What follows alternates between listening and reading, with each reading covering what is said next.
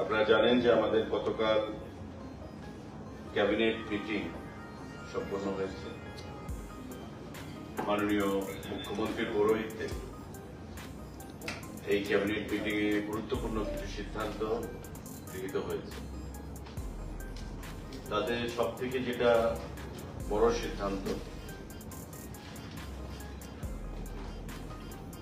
GRBT group D যে exam হয়েছিল ২,৫০০ পরীক্ষার্থীদেরকে selection করা হয়েছে এবং ৭ কিংবা ৮ তারিখ সেপ্টেম্বরে সেই রেজাল্ট ঘোষণা করা হবে। সমস্ত কিছু তৈরি আছে, আগেই আমাদের করার কথা ছিল, কিন্তু লোকসভা নির্বাচন, পঞ্চায়েত নির্বাচন, বোর্ড অফ কন্ডাক্ট, যা নির্বাচন কমিশনের আচরণবিধি, এগুলো লাগু ছিল। তারপর আমাদের অনাকাঙ্ক্ষিত বন্যা, রাজ্যে হাজার হাজার মানুষ যে বন্যার কবলে, এবং তার থেকে পরিত্রাণ আমরা পাইনি এখনো। প্রশাসন মানুষকে পরিত্রাণ দেওয়ার জন্য কাজ করছে, দীর্ঘদিন ধরে যে জিনিসটা পেন্ডিং, রাজ্য মন্ত্রিসভায় সিদ্ধান্ত গ্রহণ করা হয়েছে যে আগামী ৭ কিংবা ৮ তারিখ এই জিআরবিটির রেজাল্ট ঘোষণা করা হবে। যারা পরীক্ষা দিয়েছেন, যারা উৎকণ্ঠার মধ্যে আছেন, বা বরাবরই আমাদেরকে সামাজিক মাধ্যমে, ফোনে, বিভিন্নভাবে সংবাদপত্রগুলোর মাধ্যমে জিআরবিটির পরীক্ষার ফলাফল নিয়ে সেখানে উদ্গ্রীব হয়ে বসে আছেন, তাদের জন্য সেটা সুখবর। যারা সফলতা লাভ করবেন তাদেরকে সবাইকে রাজ্য মন্ত্রী পরিষদের তরফ থেকে আমরা অগ্রিম অনেক অনেক শুভেচ্ছা জ্ঞাপন করছি। ৭ কিংবা ৮ তারিখে জিআরবিটির রেজাল্ট সেখানে ঘোষণা করা হবে। রাজ্য মন্ত্রিসভায় সেই সিদ্ধান্ত গ্রহণ করা হয়েছে। Group D, GRBT group D. আমাদের আরেকটা গুরুত্বপূর্ণ সিদ্ধান্ত, proposal for policy decision for payment of remuneration or wages of pump operators working in different urban local bodies under urban development department.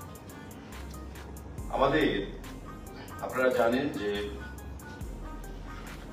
DWS department, water resource, এই যে দপ্তরগুলো রয়েছে, তাদের সঙ্গে pump অপারেটরদের একটা নিবিড় যোগাযোগ বা পাম্প অপারেটরদের সহযোগিতা ছাড়া সারা রাজ্যে এই যে জল সরবরাহ করা, পানীয় জল বলুন, ওয়াটার রিসোর্স বলুন, সেটা সম্ভব নয়। তো রাজ্য মন্ত্রিসভায় সেটা সিদ্ধান্ত গ্রহণ করা হয়েছে যে পাম্প অপারেটর, তাদের বেতন খুবই নগণ্য ছিল এবং গত বিধানসভা নির্বাচনের প্রাক্কালে আমাদের মন্ত্রিসভার বৈঠকে সিদ্ধান্ত হয়েছিল যে পাম্প অপারেটরদের বেতন বৃদ্ধি করা হবে এবং এতে করে ৭৫০০ যারা আইআরপি, আয়রন রিমুভাল প্ল্যান্টের সঙ্গে যুক্ত রয়েছেন, তাদের বেতন ধার্য করা হয়েছিল এবং ৭,০০০ টাকা বেতন ধার্য করা হয়েছিল যারা আইআরপির সঙ্গে যুক্ত নয়। কিন্তু পরবর্তী সময় দেখা গেছে যারা আরডি মানে পঞ্চায়েতের অধীন যারা পাম্প অপারেটররা রয়েছেন, তাদের বেতন যে বর্ধিত বেতন সেটা তারা পাচ্ছে, কিন্তু আরবান বডিজে যারা পাম্প অপারেটররা রয়েছেন এএমসির আন্ডারে বা বিভিন্ন আরবান বডিগুলোতে, নগর পঞ্চায়েত, পৌর পরিষদে, সেই বর্ধিত বেতন তারা পাচ্ছে না। পরবর্তী সময় দেখা গেছিল যে বিগত সরকারের আমলে যে পাম্প অপারেটর গুলো নেওয়া হয়েছিল, ফিনান্সের সঙ্গে কোন ধরনের সেখানে আলোচনা না করেই সেটা নেওয়া হয়েছিল। তো স্বাভাবিকভাবেই এই আরবান লোকাল বডিজের যে পাম্প অপারেটররা, তারা ওই বর্ধিত বেতন থেকে বঞ্চিত হয়েছে এতদিনে।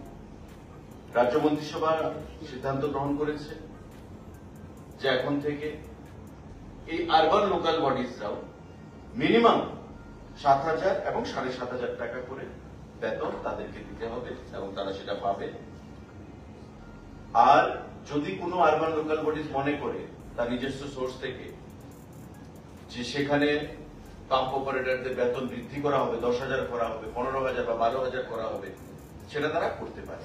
মিনিমাম 7,000 যারা নন আইআরপি, আর যারা আইআরপি তারা 7,500 টাকা যারা পঞ্চায়েতে পাচ্ছে। আরবান লোকাল বডিজও একই বেতনে সেখানে প্রদান করা হবে। এখন থেকে রাজ্য মন্ত্রিসভায় সেটা সিদ্ধান্ত গ্রহণ করা হয়েছে।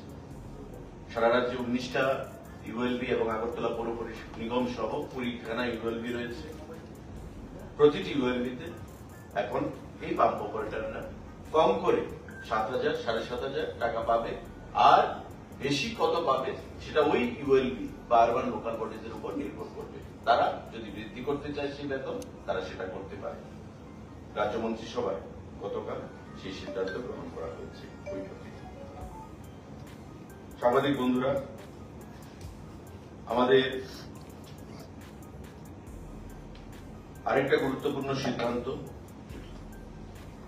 Proposal for enhancement of honorarium of special police officers SPO.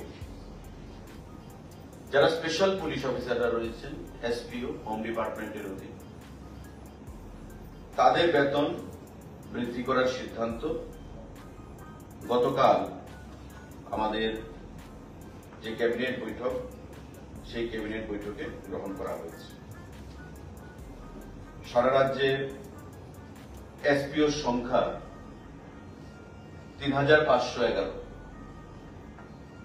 এর মধ্যে SPO who are doing driving duties, driver হিসেবে যারা কাজ করছে তাদের সংখ্যা হচ্ছে 265। এখন পর্যন্ত এই যে 3,511 জন যারা এসপিও আছে আর 265 জন যারা ড্রাইভার আছেন, তাদের বেতনের একটা বৈষম্য ছিল। ড্রাইভাররা পেতেন 9,540 টাকা করে, আর নর্মাল যারা এসপিও 3,511 যে সংখ্যাটা, তারা পেতেন 7,079 টাকা করে। হোম ডিপার্টমেন্ট সিদ্ধান্ত দিয়েছে বা প্রপোজাল পেশ করেছে ক্যাবিনেটের কাছে, এবং মাননীয় মুখ্যমন্ত্রী এবং মন্ত্রী পরিষদের বৈঠকে গতকাল সিদ্ধান্ত হয়েছে যে এখন থেকে এসপিওদের বেতন থাকবে একটা ফ্ল্যাট, ড্রাইভার বলুন বা সাধারণ এসপিও বলুন, সেটা হবে 12,000 টাকা। অর্থাৎ এখন থেকে এসপিওদের বেতন সারা রাজ্যে 12,000 টাকা হিসেবে সেখানে ধার্য করা হয়েছে। রাজ্য মন্ত্রী পরিষদের বৈঠকে সেই সিদ্ধান্ত গ্রহণ করা হয়েছে। এতে করে 3,511 এবং 265 জন যে এসপিও তাদের উপকার হবে, তারা উপকৃত হবে। এখন থেকে 12,000 টাকা করে এসপিওরা সে বেতন পাবে। আমাদের টোটাল খরচ হবে 2,48,54,369 টাকা হবে। 3,511 জন যে এসপিও রয়েছে সাধারণ,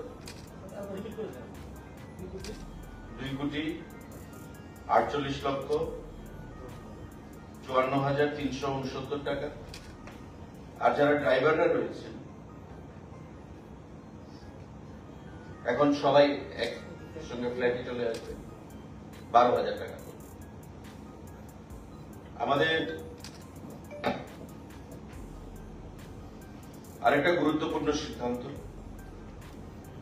necessary approval towards filling up of an additional 916 vacant posts of constable, man and woman in Tripura Police through direct recruitment. Home Department এর অধীন 916 জন কনস্টেবল, ম্যান এন্ড ওমেন,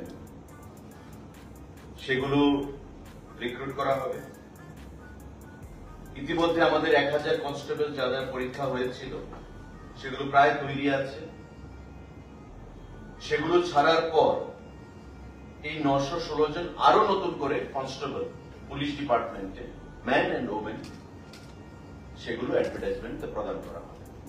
অর্থাৎ প্রায় 2000 কনস্টেবল সেখানে নিয়োগ হচ্ছে হোম ডিপার্টমেন্টের মধ্যে। 1000 কনস্টেবল জানেন আপনারা, আমাদের এই প্রসেস চলছে এবং almost on the verge of finalisation, declaration of result. এই রেজাল্ট বের হওয়ার পর নতুন এই যে 916খানা পোস্ট তৈরি হয়েছে এবং ফিনান্স অনুমোদন দিয়েছে এবং রাজ্য মন্ত্রিসভা তাতে অনুমোদন দিয়েছে, সেই 916খানা পোস্ট অ্যাডভার্টাইজমেন্ট করা হবে। আগের 1000 পোস্ট সেখানে ডিক্লারেশন হবে, যা খুব শর্টলি ডিক্লারেশন করা হবে। সাংবাদিক বন্ধুরা, আরেকটা গুরুত্বপূর্ণ সিদ্ধান্ত,